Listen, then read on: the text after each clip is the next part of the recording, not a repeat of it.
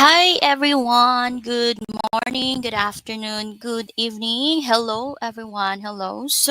We will be discussing about the John Dewey's work, which is the progressive education, which it has a lot of contributions in the curriculum development. Even up until now, John Dewey's work is very important. So progressive education, it is a vital bones as well in education, especially in the curriculum development. So John Dewey, he proposed the progressive education, which means education should be experience based, learner centered, and problem solving in nature. So curriculum must be connected to real life situations. John Dewey was an American philosopher, psychologist, and educator, often called the father of progressive education. So who is the father of progressive education? And that is John Dewey. He believed education should go beyond memorizing facts, and he believed education should go beyond memorizing facts and is instead focus on an active learning, critical thinking, and preparing students for real life. So Dewey's ideas help transform schools into places where students learn by doing and exploring, not just sitting quietly and listening. For John Dewey, he emphasizes that children or learners should learn better if they are going to experience it by themselves. If you're not going to experience it, the learnings cannot be deposited in your long term memory. So you have to really experience it by yourself so that the learnings to be effective. Why he matters? Because the work of John Dewey laid the foundation for modern teaching methods that encourage curiosity, problem solving, and collaboration. That is ideas still shaping classroom worldwide today. Okay, the contributions of John Dewey is very crucial to the educations even up until today. So John Dewey believed that education should be based on experience and active learning. He emphasized that students learn best through hands-on activities and by engaging the real-world problems rather than passive memorization. Dewey promoted a student-centered approach where the teacher acts as a facilitator, guiding learners as they explore, reflect on their own. So on John Dewey's work, the teachers became a facilitator, not just a depositor of learnings, not just a dispenser of learning. Instead, the teacher, they are the one to guide the students to learn more or to learn effectively. So Dewey's lasting impact on education. So, this is the number one. Active learning is everywhere. So, what does it mean? So, today's classroom often have students working together on a group projects or experiments, just like when you might cook on your recipe with friends to learn teamwork and measurement in a fun, hands-on way. So, right now in the education, you can still able to um see the learning or see the contributions of John Dewey. It is because most of the teachers make groups, make more. It makes the learnings more fun, engaging, and effective. Number two, students' voice and choice. So schools now encourage you to ask questions, explore what excites you, and collaborate with others, like choosing your own book for a project or deciding how to present it, making learning feel personal and meaningful. So what does it mean?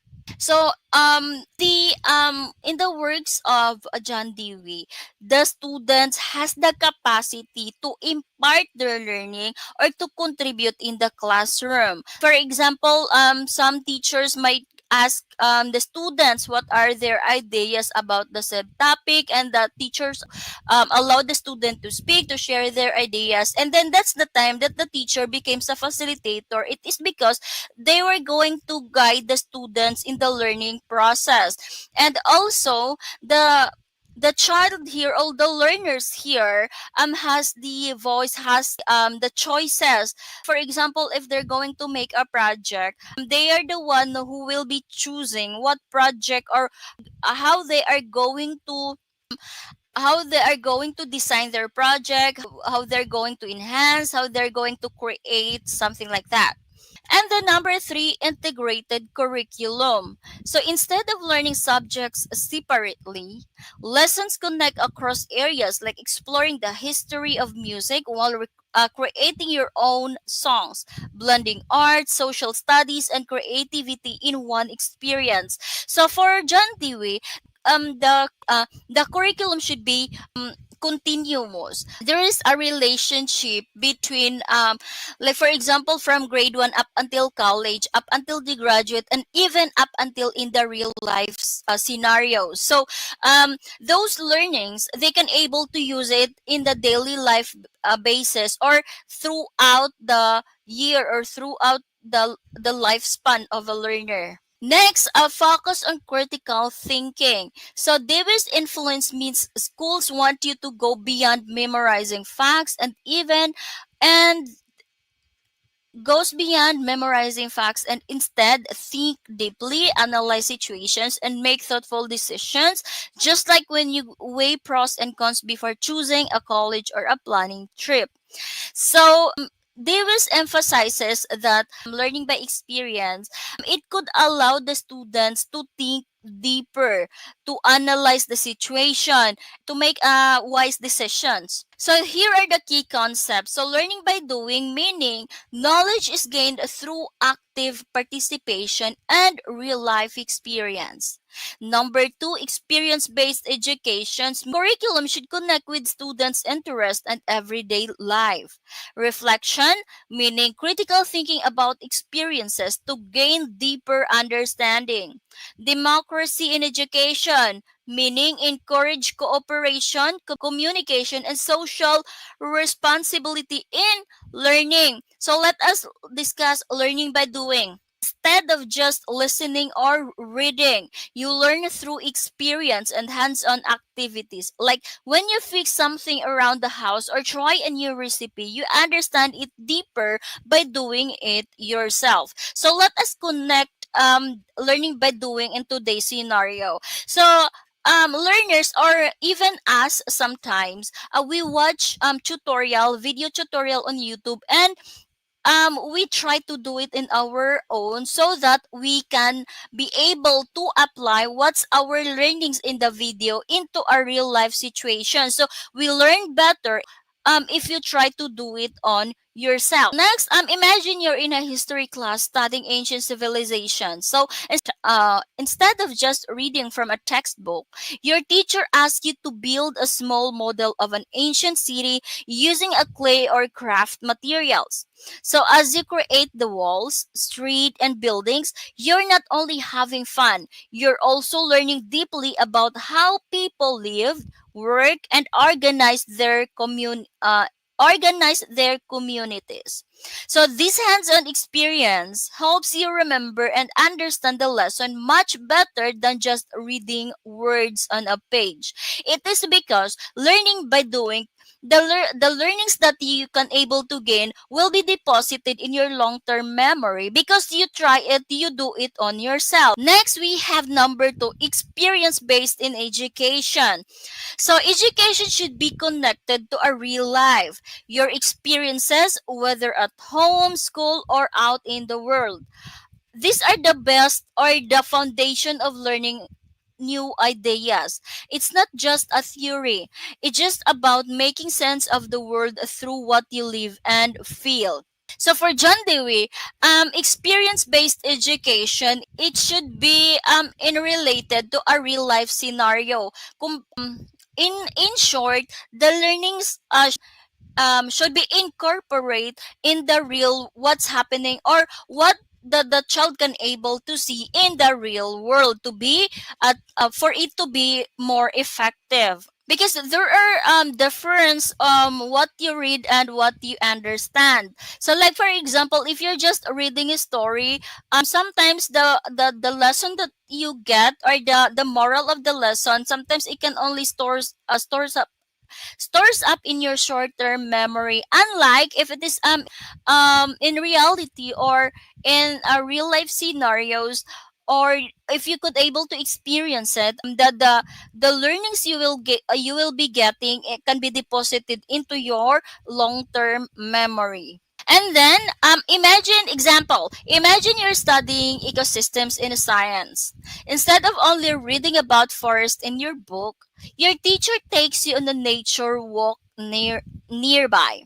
You observe plants, insects, and animals firsthand. So this real world experience helps you connect what you learn in a class to the world around you, making it more meaningful and easier to remember.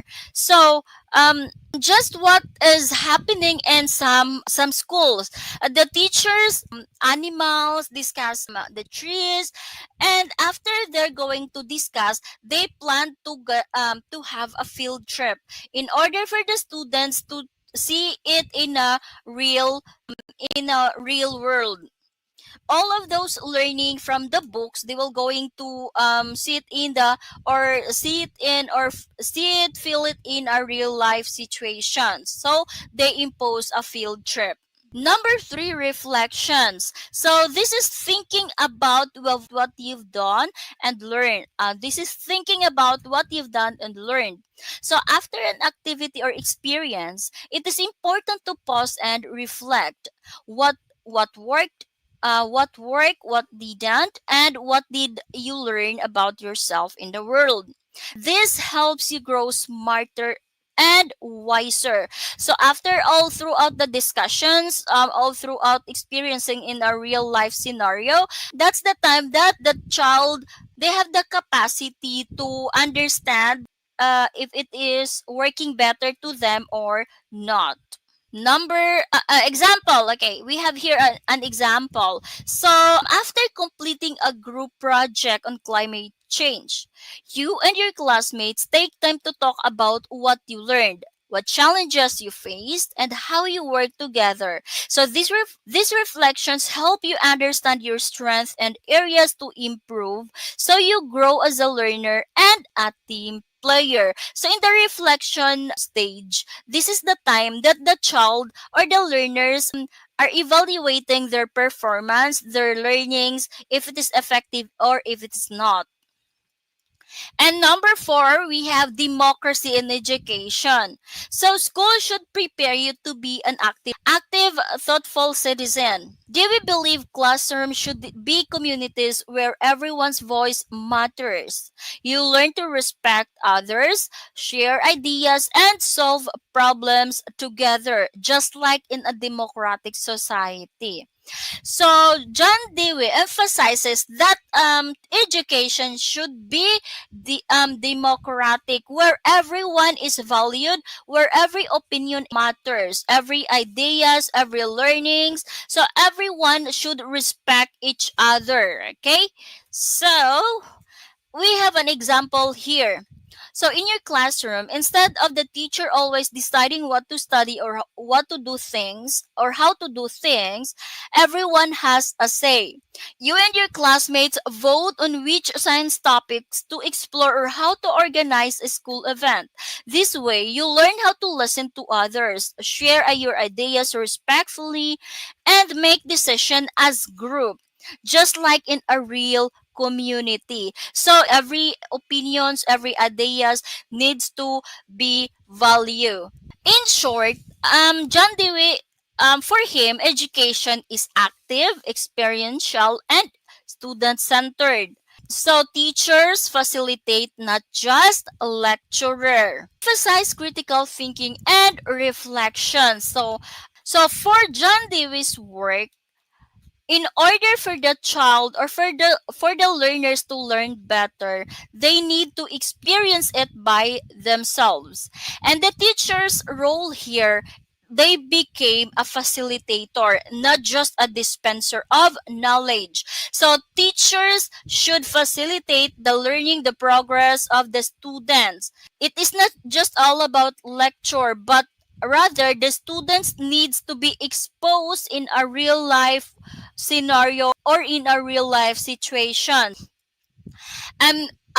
First, the teacher should discuss the topic, the content, and then next, the child needs to collaborate, need to share their opinions and respect, value the opinions of others as well. And then also, the child needs to explore it in a real world situations. Like for example, many schools today imposes a field trip. So after the, for example, after the discussion about the plants, the animals, so they impose the field trip for the students to explore, to sit in a real life, or to sit in a real world.